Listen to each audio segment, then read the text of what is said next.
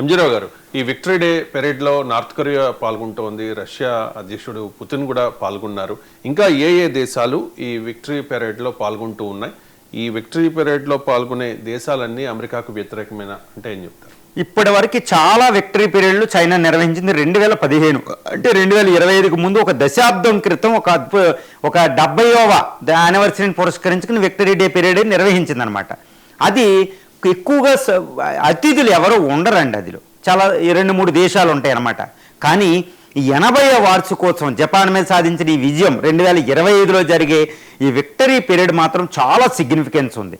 China mind set ఏంటంటే చాలా జాగ్రత్తగా చూడాలి. ఇక్కడ చైనా ఏం చేస్తుందంటే అది ఎక్స్పాన్షనిస్ట్ దేశం, కమ్యూనిస్టు దేశం.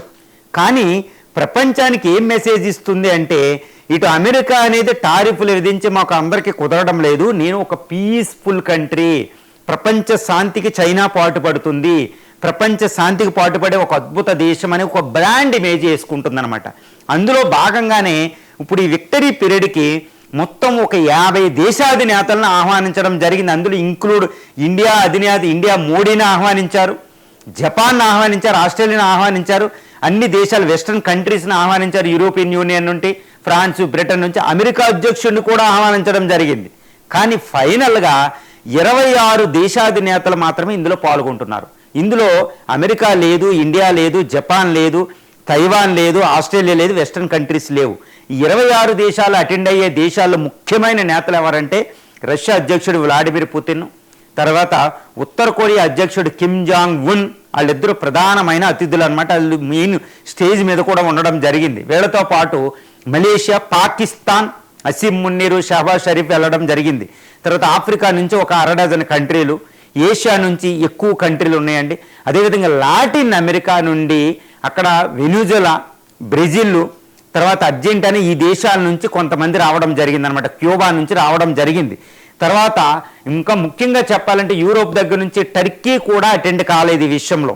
టర్కీ ఏదో ప్రతినిధి మాజీ, కానీ టర్కీ అఫీషియల్గా అటెండ్ కాలేదు, ఎందుకంటే అది నాటో దేశం, గుర్తుపెట్టుకోవాలి. తర్వాత అజర్బైజాన్, సెంట్రల్ ఏషియన్ రిపబ్లిక్స్ అన్నీ అటెండ్ అవ్వడం జరిగింది.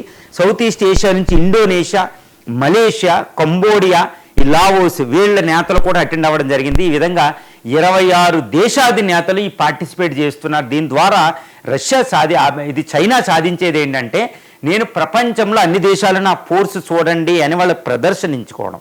రెండోది ఏంటంటే చూసారా మా దేశానికి ఎంత సపోర్ట్ ఉందో, అమెరికాకే కాదు ప్రపంచంలో ఎక్కువ సపోర్ట్ నాకు ఉంది, నేను కమ్యూనిస్ట్ ఎక్స్పాన్షనిస్ట్ కాదు, నేను ఒక పీస్ఫుల్ వార్ ఫర్ పీస్ లాగా నేను పీస్కి పాటుపడతాను అని చెబుతూనే అది చేసే దాని మైండ్ సెట్ అంతా ఒక గుంట నక్కలా ఉంటుంది అనమాట. కమ్యూనిస్ట్ చైనా మైండ్ సెట్ 1962లో ఇండియా చూసింది, గాల్వాన్ వ్యాలీ టైంలో చూసాం, డోక్లాం వ్యాలీ టైంలో చూసాం, ప్రపంచంలో ఇప్పుడు జపాన్ దగ్గర సౌత్ చైనా సీ దగ్గర చూస్తున్నాం, తైవాన్ దగ్గర రీసెంట్గా నెల క్రితం అది ఫిలిప్పైన్స్ పై ఏం చేసిందో చూసాం. ఈ విధంగా ఒక ఎక్స్పాన్షనిస్ట్ చైనా ఏదో నేను పీస్ఫుల్ కంట్రీ లాగా ఇది నక్కకే పులి చర్మం, పులి మీద లేదా నక్క మీద మంచి జింక చర్మం తొడిగినట్టు తొడుక్కుంటుంది అనమాట. కానీ అది చాలా డేంజరస్ కంట్రీ అండి. 26 దేశాధినేతలు ఇందులో పార్టిసిపేట్ చేస్తున్నారంటే మీరు అడిగిన క్వశ్చన్ ప్రకారం 26 దేశాలు దీన్ని సపోర్ట్ చేస్తున్నట్టు కాదు. ఇందులో ముఖ్యంగా రష్యా, తర్వాత కిమ్ జాంగ్ ఉన్, ఇటు పాకిస్తాన్, ఇటు సెంట్రల్ ఏషియన్ రిపబ్లిక్స్ అయితే చైనాకి సపోర్ట్ చేస్తాయి, తిరుగు లేకుండా సపోర్ట్ చేస్తాయి. కానీ మిగిలిన దేశాలు ఇప్పుడు మలేషియా అని, థాయిలాండ్ అని, లావోస్ అని, ఆఫ్రికన్ కంట్రీస్ అని, లాటిన్ అమెరికా కంట్రీస్ ఏంటంటే జస్ట్ దే కేమ్ అనమాట, దే అటెండెడ్.